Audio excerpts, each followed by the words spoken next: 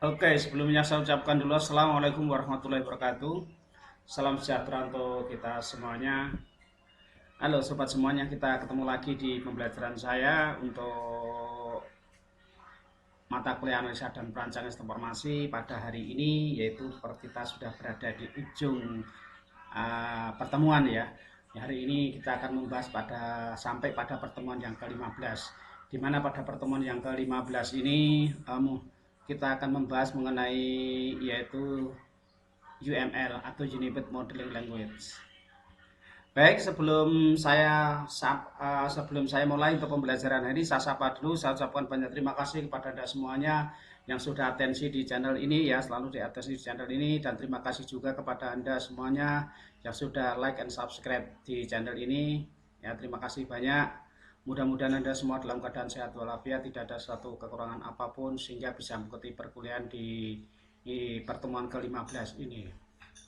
Baik, sebelum perkuliahan ini saya mulai akan saya sampaikan dulu mengenai tujuan daripada pembelajaran yang bisa kita capai untuk hari ini. Jadi tujuan pembelajaran untuk hari ini adalah yaitu setelah mengikuti proses pembelajaran dan diskusi diharapkan mahasiswa dapat memahami konsep pemodelan berorientasi objek. Jadi yang kita bahas di sini adalah perancangan dengan model berorientasi objek. Kalau kemarin kita sudah bahas perancangan atau desain perancangan dengan pemodelan terstruktur, di sini kita akan bahas dengan pemodelan berorientasi objek. Kedua, mahasiswa dapat mempresentasikan konsep pemodelan berorientasi objek dengan baik ya. Nah ini harapannya adalah seperti itu. Mahasiswa dapat memahami penggunaan salah satu UML mulai dari tahap awal sampai pada tahap akhir karena UML di sini cukup banyak ya, ada 13 yang ada tahap-tahapannya seperti itu. Selanjutnya, mahasiswa dapat menerapkan langkah-langkah dalam perancangan sebuah sistem dengan pemodelan berorientasi objek. Harapannya setelah Anda mempelajari ini ya, Anda bisa melakukan desain perancangan tidak hanya dengan pemodelan terstruktur, tetapi juga bisa melakukan pemodelan berorientasi objek. Karena pemodelan berorientasi objek ini justru yang lebih baru dibanding dengan yang terstruktur.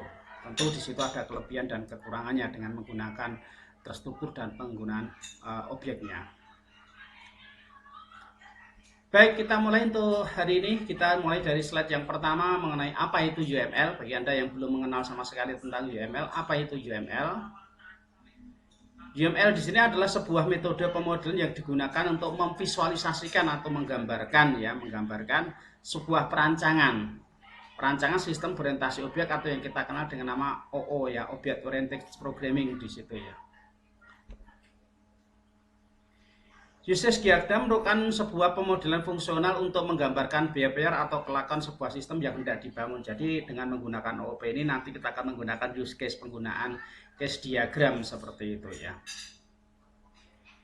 UML menawarkan sebuah standar untuk merancang model sebuah sistem. Jadi UML di sini menawarkan sebuah standar untuk merancang model sebuah sistem. Di mana kenapa di sini dinamakan standar? Ya, karena kemarin sudah saya ceritakan, sudah sampaikan pada kita menggunakan model terstruktur perancangannya salah satu dengan menggunakan data flow diagram itu ada banyak notasi-notasi sehingga pada saat itu dikenal dengan nama metode war, yaitu terjadinya perang metodologi. Sehingga kalau kita menggunakan metodologi A yaitu ya notasi A seperti itu ya, nanti belum tentu cocok untuk notasi B kan, sudah berbeda lagi. Notasi B gunakan notasi C juga tidak akan sama atau sebaliknya seperti itu. Nah, dengan adanya UML ini seluruh notasi itu disamakan sehingga nanti pengembang itu akan menjadi lebih mudah karena sudah dirancang dalam bentuk standar, semua orang bisa memahami, tidak berdasarkan notasi sendiri-sendiri atau berdiri sendiri.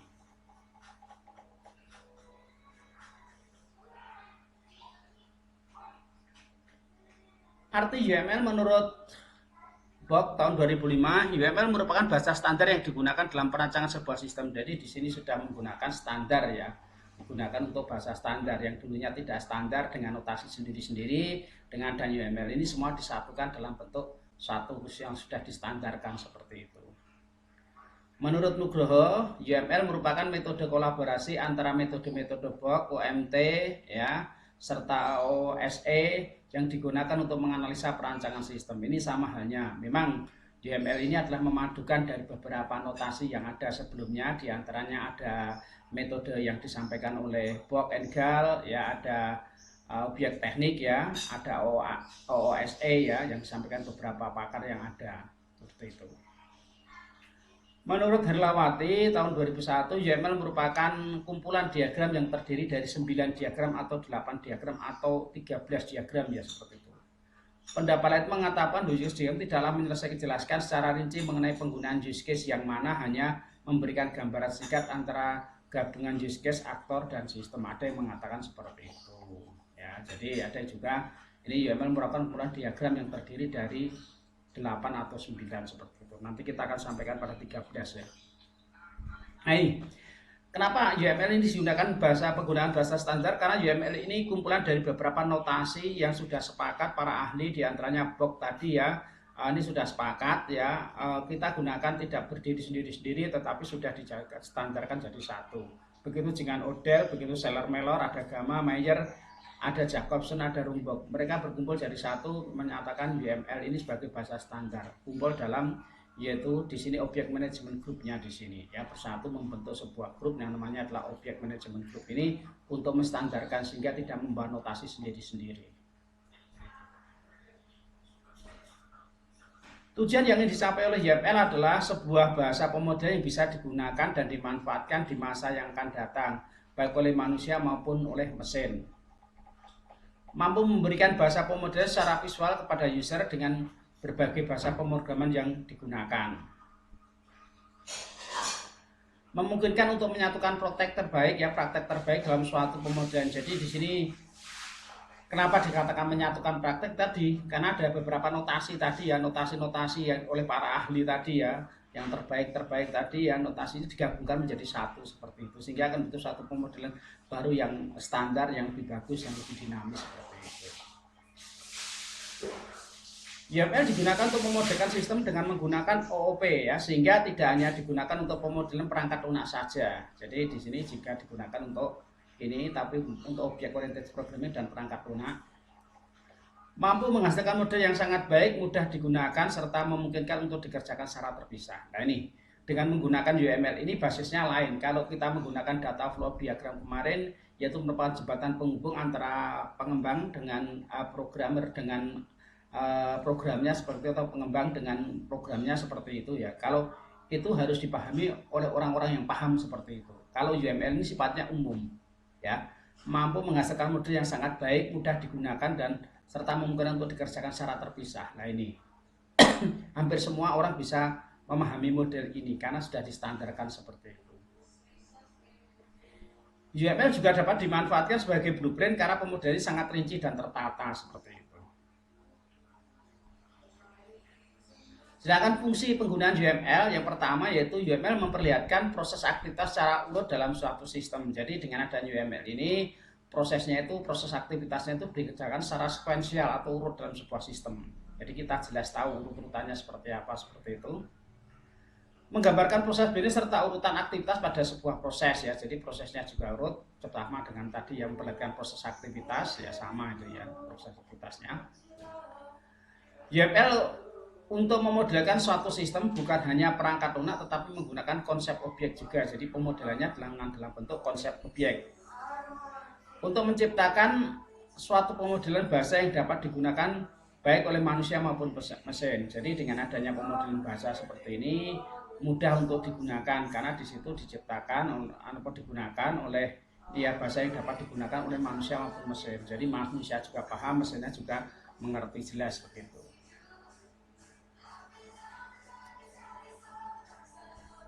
Jenis-jenis diagram tadi sudah disampaikan. Diagram UML terdiri merupakan kumpulan dari beberapa diagram. Ada yang berpendapat UML terdiri dari 8 diagram, ada juga yang menyatakan 9 diagram, bahkan ada pendapat yang menyebutkan UML terdiri dari 13 diagram.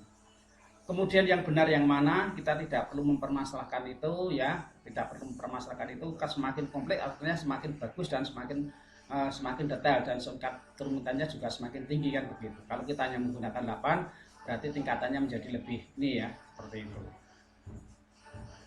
Dalam prakteknya penggunaan UML cukup hanya 5 tahapan saja yang digunakan, yaitu sampai kelas diagram atau sequence diagram saja. Jadi dari 13 diagram yang ada ini tidak semuanya digunakan. Kalau mau digunakan semuanya ya bagus juga nih. Tapi nanti kan membutuhkan waktu yang lama juga, akhirnya bertambah. Kalau programnya mau digunakan dalam waktu relatif singkat, nah ini jadi masalah kalau semuanya mau dikerjakan seperti itu.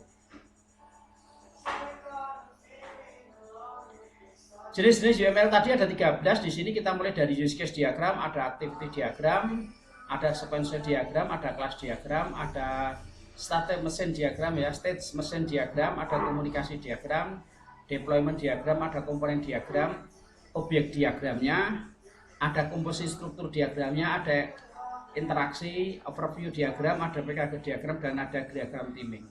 Nah, ini jenis diagramnya. Di sini tadi ada yang berbadat hanya 8 ya, ada yang berpendapat 9.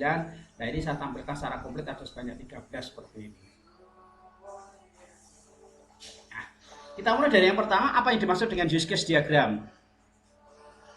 Ya, use case diagram merupakan sebuah pemodelan fungsional untuk menggambarkan behavior atau kelakuan sebuah sistem yang hendak dibangun. Jadi dengan adanya use case diagram ini kita akan tahu kelakuan daripada sebuah sistem ini. Ya, perilakunya seperti apa seperti itu.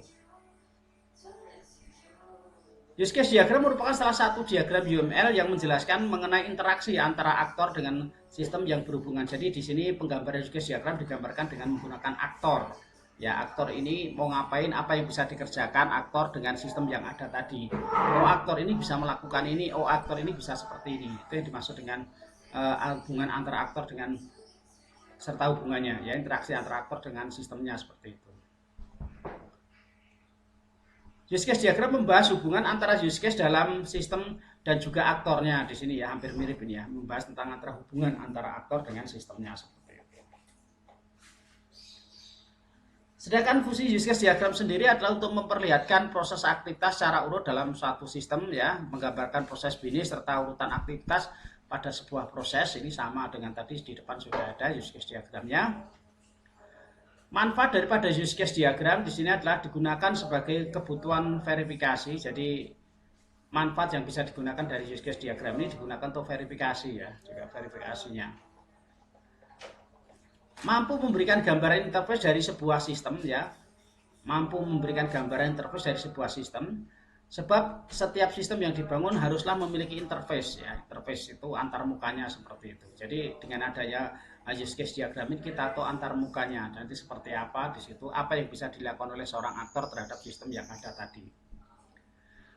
Berguna untuk mengidentifikasikan siapa saja yang dapat berinteraksi dengan sistem serta apa saja yang dapat dilakukan dalam sistem tersebut. Jelas dengan adanya use case diagram ini menggambarkan tadi aktornya tadi ya, siapa saja yang terlibat di situ dan fungsinya untuk apa seperti itu.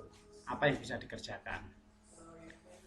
Memberikan kepastian mengenai kebutuhan dari sebuah sistem sehingga tidak membingungkan. Dengan adanya semacam ini, maka operator nanti atau aktor tadi akan bisa jelas, oh saya bisanya ini saja, sudah dibatasi bentuk seperti ini. Manfaat yang lain adalah berguna memudahkan komunikasi antara domain expert dan usernya. Jadi di sini dengan adanya use case diagram itu penggambaran komunikasi antara pengembang dengan usernya atau pengguna akhirnya seperti itu. Sedangkan komponen use case diagram sendiri terdiri dari 3, yaitu ada sistem, ada aktor, dan ada use case itu sendiri. Ya, jadi ada sistemnya, ada aktornya, dan ada use case-nya. Apa yang dimaksud dengan sistem? Sebuah sistem adalah use case diagram akan digambarkan dengan bentuk persegi yang membatasi use case dengan interaksi di luar. Jadi ada batas sistem, ada boundary, ada kotaknya seperti itu ya. Nanti aktornya berada di luar. Terus sedangkan di situ yang berada di situ ada sistemnya seperti itu yang dibangun seperti itu. Sistem pada umumnya diberikan label yang disesuaikan dengan nama label tersebut. Namun umumnya sistem tidaklah diberi gambar sebab tidak terlalu memberikan makna pada sebuah diagram seperti itu. Yang kedua adalah aktor. Aktor adalah bukan dari sebuah diagram. Jadi aktor ini adalah bukan bagian dari diagram. Jadi dia berada di luar diagram seperti itu. Aktor memiliki peran untuk menciptakan use case diagram menjadi lebih mudah. Apa yang bisa dilakukan oleh seorang aktor terhadap use case diagram terhadap pelaku di situ-situ itu. Aktor dipakai untuk menjelaskan orang atau apa saja yang berinteraksi dengan sistem. Aktor di sini kalau di dalam DFD kita kenal dengan external entity-nya di situ ya, external entity-nya. Apa yang bisa dilakukan di situ. Jadi aktor di sini bukan melulu orang ya, seperti itu. Setiap aktor akan memberikan informasi kepada sistem serta memungkinkan juga aktor menerima informasi dari sistem atau bahkan keduanya dapat terjadi dengan kebersamaan. Jadi di sini aktor sama halnya dengan external entity, dia bisa memberikan sistem jika bisa mendapatkan informasi dari sebuah sistem tersebut. Sama dengan di sini aktor. Aktor bisa memberikan ya memberikan informasi kepada sistem serta memungkinkan juga menerima informasi dari sistem atau bahkan keduanya seperti itu. Setiap aktor yang ada tidaklah memberikan kontrol terhadap sistem, di mana hanya memberikan gambaran mengenai hubungan dengan sistem. Jadi aktor ini tidak memiliki kontrol ya, tidak memberikan kontrol ya, karena bukan itu ya, kontrolnya adalah adminnya. Tapi kalau aktor hanya yang berkaitan dengan sistem tapi tidak memiliki kontrol terhadap itu.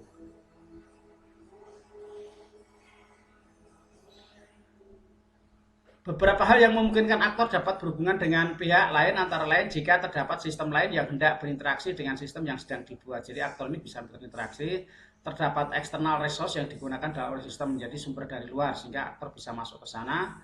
Ada seseorang maupun pihak lain yang akan mengelola sistem. Ini beberapa yang memungkinkan aktor berhubungan dengan. Terdapat kepentingan terhadap sistem yang mana arus informasi baik penerima ataupun arus sistem paling sedikit saling memiliki kepentingan seperti itu. Yang ketiga adalah use case. Use case ini merupakan gambaran fungsional daripada sebuah sistem sehingga konsumen maupun yang membuat akan saling mengerti mengenai fungsi sistem yang tengah dibuatnya. Jadi akan jelas seperti itu. Ini simbol daripada use case diagramnya. Jadi simbol daripada use case diagramnya adalah seperti ini. Ada yang pertama tadi ada aktor ya, ada aktor mewakili peran orang ya, sistem yang lain yang ketika berkomunikasi dengan itu. Use case kita gambarkan dengan opal ya, use case. Ada garis yang menunjukkan abstraksi penghubung. Ini menunjukkan juga spesialisasi aktor untuk mendapatkan atau berpartisipasi dengan use case. Include menunjukkan bahwa satu use case seluruhnya merupakan fungsional daripada use case lainnya. Include ya. Extend menunjukkan bahwa satu use case merupakan tambahan fungsi dari use case lainnya jika suatu kondisi terpenuhi. Ada include sama extend. Jadi gambarnya adalah contoh use case diagramnya. Ini adalah sistem informasi mengenai perpustakaan. Di sini tadi saya gambarkan dengan kotak. Itu yang kotak ini yang kita kenal dengan boundary sistemnya atau batas sistemnya. Ini ya, ini batas sistemnya. Aktor ini berada di luar sistem. Ini juga aktor. Ada pengunjung, ada anggota. Ini ada bagian admin, ada pustakawan. Ini dari sisi pengunjung dan anggota ini dari sisi klien. Sedangkan ada admin dan pustakawan ini dari sisi server. Ini adalah interface-nya. Yang tengah ini adalah interface-nya. Jadi aktor melakukan interface dengan ini ya. Nah, ini yang pengelolanya ada di sini, aktor-aktornya di sini. Apa yang bisa dilakukan oleh pengunjung? Ya, pengunjung itu bisa melakukan apa? Informasi mengenai ini ya, informasi mengenai pencarian buku. Anggota yaitu hati-hati dia keluar login atau logout gitu ya. Nah, ini fungsi daripada yang bisa dilaksanakan. Jadi antara pengunjung dengan anggota dia bisa melakukan login, bisa keluar juga. Setelah login, dia bisa melihat histori peminjamannya seperti apa, histori untuk pencarian buku atau pemesanan buku. Ini yang bisa dilakukan oleh seorang anggota atau pengunjung. Lah admin, apa yang bisa dilakukan? Dia bisa login, masuk ke dalam sebuah sistem informasi perpustakaan ini. Juga dia bisa memanipulasi data buku. Kalau ada buku yang salah, ini petugasnya. Nah, itu bisa memanipulasi data ya, bisa mengedit, menghapus, atau perbaikan seperti itu ya. Manipulasi data karyawan atau petugasnya ya. Jadi kalau ada petugasnya berapa, di sini kita manipulasi ya, merubah, menambah, mengedit dan menyisipkan itu seperti itu. Pustakawan sebagai pelayan di situ bisa melakukan peminjaman. Jadi tugas daripada seorang pustakawan di sini berarti bertugas melakukan peminjaman atau pengembalian ya. Kalau ada orang yang pinjam ini ya, ada anggota melakukan peminjaman ini. Pencarian buku setelah itu extend dengan ini, include sekalian dengan ini. Pemesanan buku sekaligus dengan pemisanan, include-nya di sini. Ada pelaporan grafik, jadi seorang pustakawan juga memberikan pelaporan ya, nanti juga include dengan namanya pelaporan. Ada pendaftaran anggota, dia kalau ada anggota baru dia mendaftar di sini. Ini contoh use case diagram bisa digambarkan daripada sebuah sistem informasi. Nah, di sini ada sistemnya yang digunakan untuk interface-nya antara aktor pengunjung, aktor anggota, dan admin maupun pustakawan. Kalau dari sisi klien ya, dari sisi luarnya, nah ini dari sisi dalam yaitu server setnya di sini adalah seperti ini. Ya, ini tampilannya seperti ini yang dari sisi klien, dari sisi servernya seperti itu. Contoh use case diagram yang lain yang ada contoh akademik ya, tidak digambarkan dengan kotak juga tidak masalah ya. Jadi tidak harus ada kotaknya di situ, tetapi kalau ada kotaknya kan jadi lebih jelas ya. Di sini ada use case diagram yang berhubungan dengan akademik dan sistem informasi ya, dan e-commerce. Ini akademik, ini ada dosen ya, dia menggunakan sebuah sistem katakanlah siakat seperti itu. Mahasiswa juga berhubungan dengan sistem yang ada di sini. Jadi ini aktor di sini, ada apa yang bisa dilakukan oleh mahasiswa. Oh, mahasiswa bisa login, mahasiswa bisa daftar, mahasiswa bisa apa lagi? Oh, ini bisa lihat nilai, mahasiswa bisa cetak nilai. Apa yang bisa dilakukan oleh dosen? Ya, dosen bisa login juga, dosen juga bisa daftar, dosen bisa masukkan nilai. Kalau mahasiswa kan dia bisa masukkan nilai, kan hanya menerima saja. Jadi dosen bisa masukkan nilai, dosen bisa juga menghapus nilai, juga dosen juga bisa mengubah nilai. Maka mahasiswa hanya bisa melihat dan mencetak nilainya. Apa yang bisa dilakukan oleh admin? Admin bisa semuanya. Admin bisa melakukan login, bisa daftar, bisa masukkan nilai. Kalau ada beberapa yang tidak bisa dilakukan, ya hapus nilai, mengubah nilai, lihat nilai maupun cetak nilai. Ini yang dilakukan oleh seorang admin. Semua tergantung daripada kebutuhan ya. Jadi apakah nanti admin tidak boleh memasukkan nilai atau mengedit, ya monggo. Semua itu hanya tergantung daripada sistem yang sedang dibangun saja seperti itu, atau kebijakan daripada suatu organisasi atau tempat bisnisnya seperti itu. Contoh yang kedua adalah, contoh yang ketiga adalah mengenai e-commerce. Di sini ada konsumen, ada member, ini ada admin. Admin apa yang bisa dilakukan? Dia sekaligus dengan login di sini ya. Jadi ada yang menuliskan seperti ini login ya, include seperti ini ya. Kalau mau melakukan ada apa kota member di sini ya, kelola member sekaligus login dulu.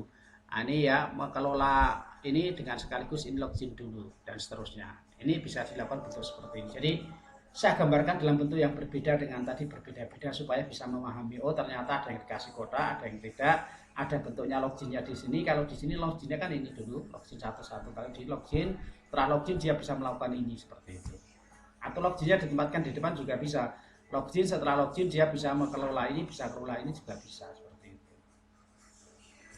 Oke, sebelum saya masuk ke activity diagram, kalau ada yang mau ditanyakan dulu, monggo silahkan bisa ditanyakan, dikirimkan di kolom yang tersedia, di kolom diskusi, di mana nanti kita akan bahas secara bersama-sama di lain waktu. Karena untuk hari ini kita tidak tatap muka secara langsung, tetapi pembelajaran secara mandiri, sehingga tidak bisa serta-merta langsung dijawab seperti itu. Maka ada diskusi, kalau ada pertemuan di mana yang belum jelas bisa ditanyakan di situ seperti itu.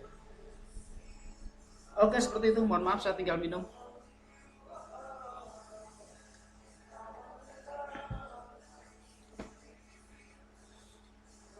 Yang kedua adalah aktivitas diagram. Aktivitas diagram merupakan jenis diagram UML yang digunakan untuk menggambarkan proses sebuah sistem. Namanya juga aktivitas ya. Nah, diagram aktivitas itu yang menggambarkan sebuah proses ya, sebuah proses sebuah sistem.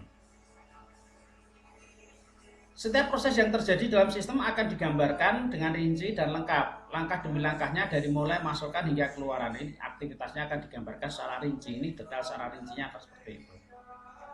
Nah, tujuan daripada activity diagram di sini adalah menjelaskan urutan aktivitasnya dalam sebuah proses. Ya, aktivitas apa yang dilakukan, yang kedua, ketiga, keempat, dan seterusnya seperti itu.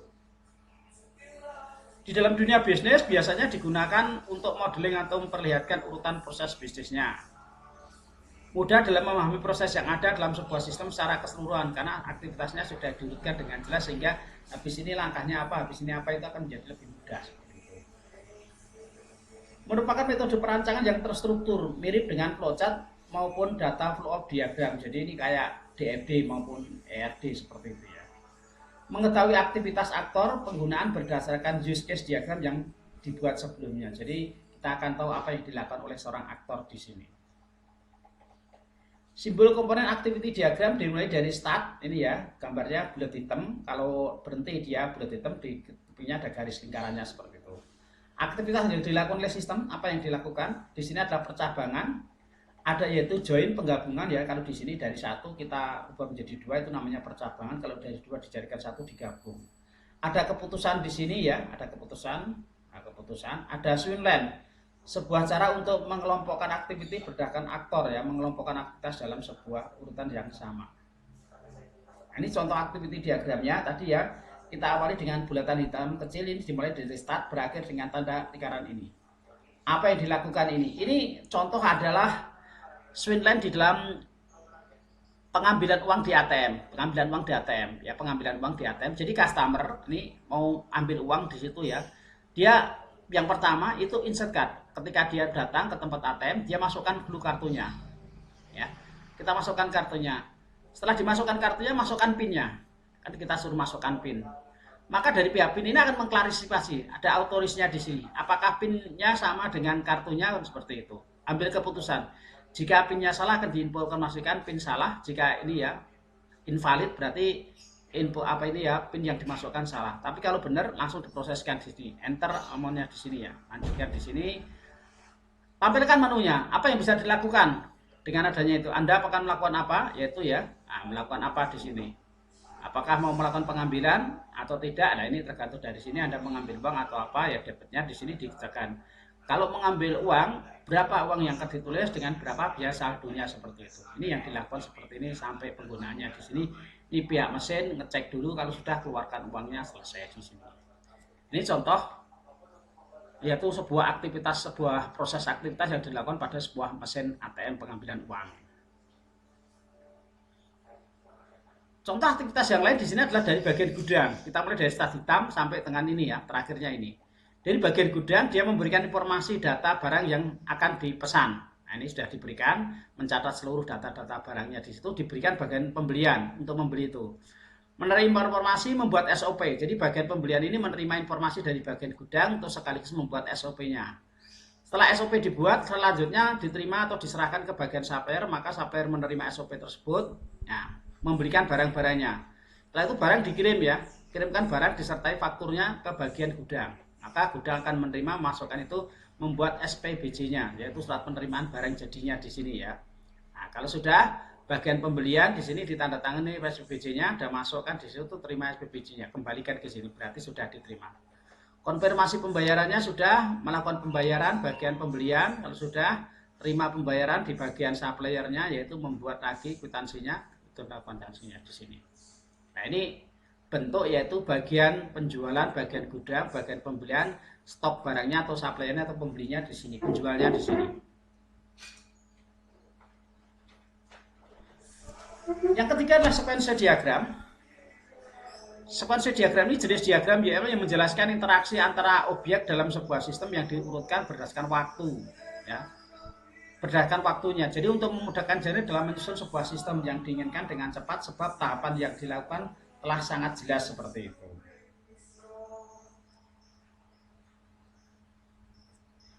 Tujuan daripada sequence diagram ini digunakan untuk memperlihatkan interaksi antara objek dalam perintah yang berurut. Jadi ini berkaitan dengan objeknya. Tujuan utama adalah mendefinisikan urutan kejadian yang dapat menghasilkan output yang diinginkan, mirip dengan activity diagram. Menggambarkan alur kejadian sebuah aktivitas ya, lebih detail dalam menggambarkan aliran data termasuk data atau biaya yang dikirim atau diterima, namun kurang mampu menjelaskan detail dari sebuah algoritmanya seperti itu.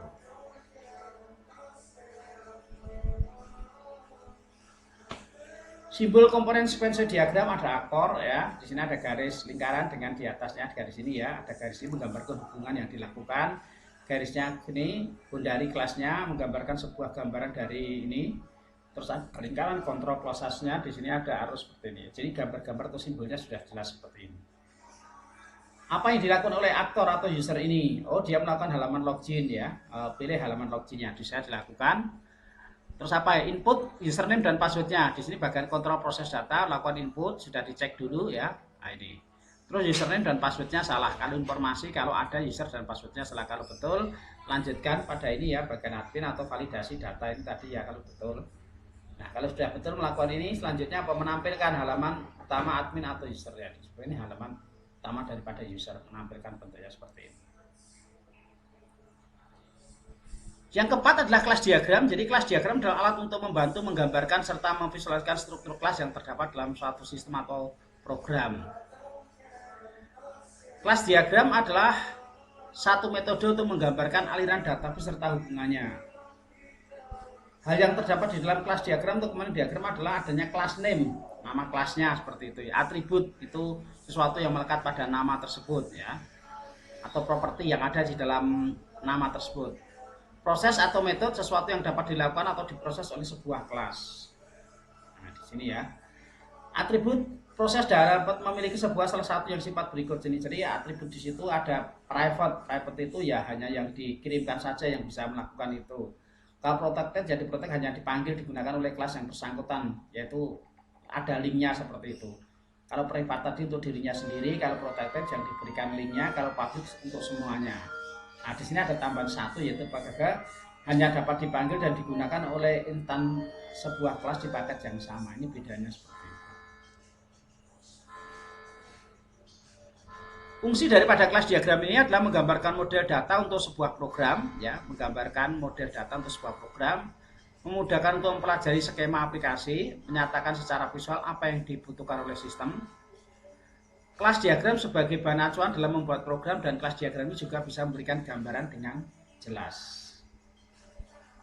Ini simbol-simbol daripada diagram kelasnya, ya, diagram kelasnya. Ada garis, ada keputusan, ada garis kelasnya, ada kelasnya, ya. Apa itu bujur, apa itu garisnya 4 persegi panjang, garis satu bujur sangkar, seperti itu, ya. Ada kolaborasi, garisnya putus-putus, ada garis panah putus-putus, ya. Realisasinya ada yang masuk, ada asosiasinya di sini. Nah, ini kita akan menjadi lebih jelas. Ini ada kelas diagramnya, ada kelas pasien, di sini isinya atributnya, ada ID, ada nama, ada gender, ada tanggal lahir, ya, ada alamatnya, ada visit kunjungannya di sini. Di sini ada new pasien, ya, ada keterangan seperti ini. Ada pasien yang kedua, ada company perusahaan, ada library, ada dashboardnya di sini, ya. Ini yang dimaksud dengan diagram kelasnya di situ. Dari kelas ini ada new pasien dirubah menjadi kelasnya, di sini ada pasien 2, pecah lagi di sini, ya, addressnya, ada mau visitnya, kunjungannya seperti ini. Ini contoh kelas diagram sama hanya dengan database itu, ya.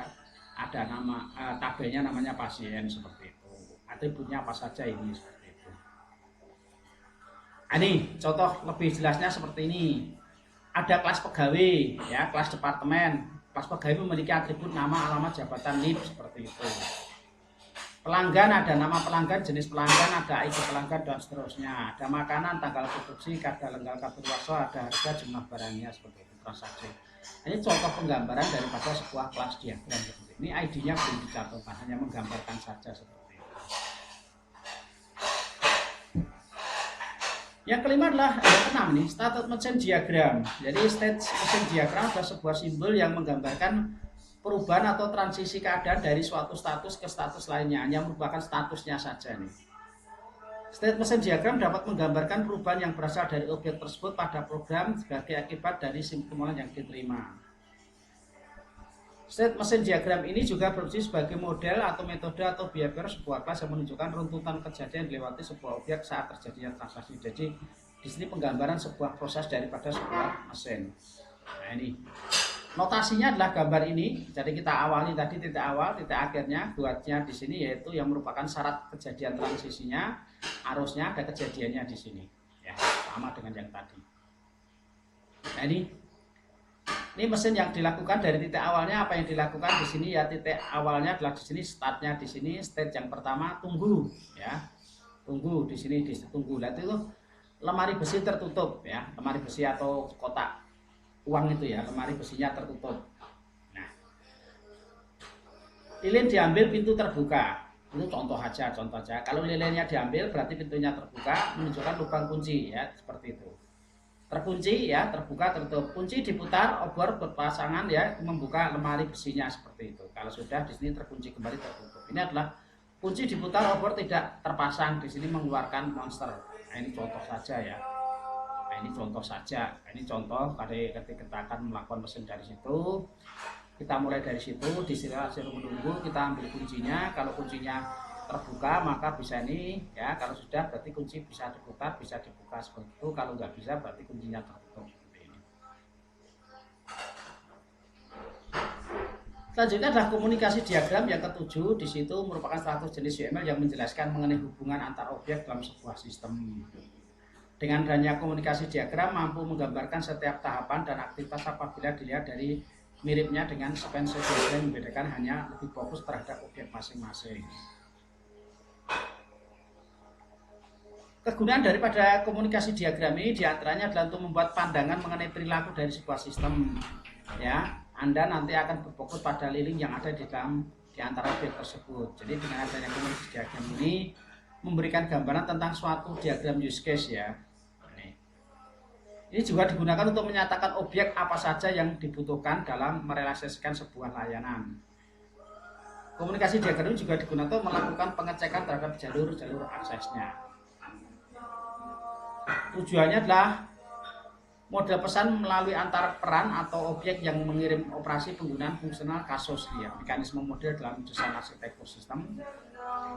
Tangkap dari interaksi pengarahan pesan yang dilewati ya, ada model skenario interaktif ya, jadi model skenario alternatif dalam kasus pemakaian atau operasi yang melibatkan kolaborasi dari berbagai interaksi dan objek.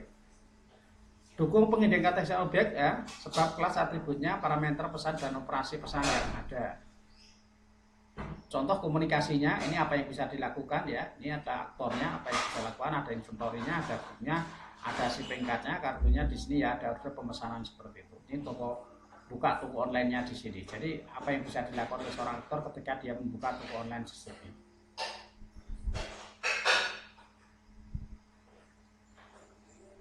Saya kira tadi itu sudah cukup ya. Nanti kalau ketika Anda membangun sebuah sistem sudah ada penggambarannya, sudah lebih dari 5, ada 7 yang saya tuliskan di situ. Untuk contoh-contoh pada deployment diagram dan komunikasi diagram saya tidak menampilkan contohnya di sini ya, hanya menggambarkan apa fungsi daripada deployment diagram di sini adalah jenis UML yang menjelaskan tata letaknya seperti itu. Sedangkan komponen diagram di sini sebuah diagram hanya menggambarkan sebuah software pada sebuah sistem. Kalau di sini tata letak pada sebuah perannya, di sini adalah komponennya adalah menggambarkan sebuah perangkat lunaknya seperti itu. Ada lagi sehingga objek diagram ya, objek diagram menjelaskan mengenai objek pada suatu sistem ya, serta hubungannya. Ada komposit ya, komposit itu di diagram ya UML yang menggambarkan pengelompokan atau pengklasifikasian. Jadi ini ada pengklasifikasian atau pengelompokan disebut dengan kompositnya. Ada interaktifnya ya, interaktif yang digunakan oleh jenis UML yang menggambarkan hubungan antara kerjasama aktiviti diagram dengan sekuensi diagram ya. Sudah ada paket diagram ya, ini juga merupakan jenis UML yang digunakan untuk memisahkan atau mengelompokkan kelas serta menggambarkan ketergantungan antar paket-paket yang ada. Yang terakhir adalah timing. Di sini timing diagram di sini adalah ini adalah sebuah bentuk lain daripada interaksi diagram yang mana fokus kerjasama hanya pada waktu. Yaitu di sini hanya menekankan kepada timing atau waktunya saja, timingnya tidak tepat atau waktunya seperti itu. Oke, itu tadi sudah ada penggambaran langkah-langkah penggunaan diagram, ada 13 langkah yang sudah saya jelaskan, tapi tidak semua saya berikan contoh, hanya 7 saja yang berikan contohnya. Ya, jika ada hal yang perlu didiskusikan, silakan Anda tulis pada kolom diskusi atau kolom komentar yang sudah tersedia. Nanti suatu saat kita bisa diskusikan bersama-sama. Karena untuk hari ini kita melakukan pembelajarannya sifatnya adalah mandiri seperti itu. Selanjutnya adalah langkah-langkah penggunaan UML, jadi atau pembuatan UML. Di sini langkah yang tahapan yang harus dilakukan membuat sebuah ini ya, langkah penggunaan atau pembuatan sebuah UML ini. Yang pertama adalah membuat daftar bisnis dulu. Membuat daftar bisnis atau proses level paling atas untuk mendefinikan aktivitas yang mungkin muncul, apa yang bisa dilakukan di situ. Memetakan use case untuk setiap bisnis proses yang telah disusun. Use case atau aktivitasnya apa? Membuat deployment secara umum atau kasar ya, membuat deployment secara umum atau kasar juga di sini kok double-nya. 4 ya. Mendefinisikan objek level atas sebagai maupun domain yang dilanjutkan membuat ini.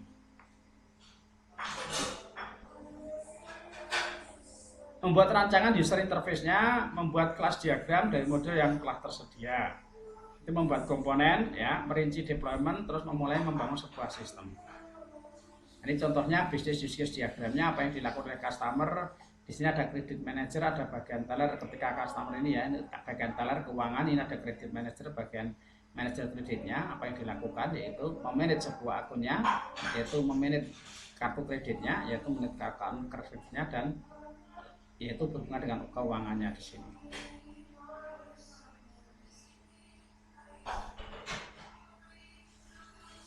Jadi use case diagram ini lebih menekankan atau penggambaran sebuah sistem yang ditekankan pada apa yang diperbuat oleh sistem dan bukan bagaimana seperti itu.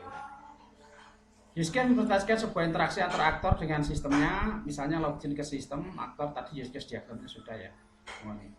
Ini gambaran use case diagramnya menggambarkan bentuk-bentuk dengan seperti ini, use case diagramnya sudah. Ini studi kasusnya ya, sistem pemesanan dan penjualan dengan menggunakan QR code.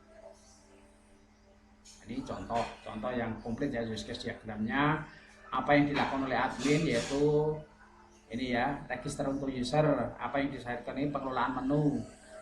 Apa yang dilakukan oleh bagian dapur di sini? Oh, dia bisa login user, ada bagian edit profilnya, ubah password, dia bisa login logout user, dia juga bisa melakukan ini konfirmasi terhadap pemesanan seperti ini. Apa yang dilakukan oleh customer? Ya, dia bisa melakukan bayar, ya, pembayaran di sini jika input data customernya, bisa melakukan info pemesanan, bisa melakukan pembayaran, ya, dibatalkan pesan. Nah, ini bagian caser di sini, ya, pembawa di sini. Oh, kalau dibatalkan, apa yang bisa dilakukan ini? Contoh aktivitas diagramnya daripada sebuah kasus di sini, dimulai dari ini berakhir dengan ini. Nah, ini aktivitas diagramnya. Input data customernya, penggunaan sampai terakhir ini ada sistemnya. Sequence diagramnya, penggambaran sequence diagramnya, perencanaan basis datanya, ya, seperti ini sudah ada. Oke, hanya itu yang bisa saya sampaikan untuk pembelajaran hari ini. Apabila ada yang mau disampaikan, monggo silahkan bisa disampaikan. Untuk hari ini saya akhiri dulu, sampai di sini. Kita ketemu lagi minggu depan dalam ujian akhir semester atau evaluasi tahap pembelajaran akhir semester. Terima kasih banyak atas atensinya. Akhiri salam. Wassalamualaikum warahmatullahi wabarakatuh. Terima kasih, sampai jumpa lagi.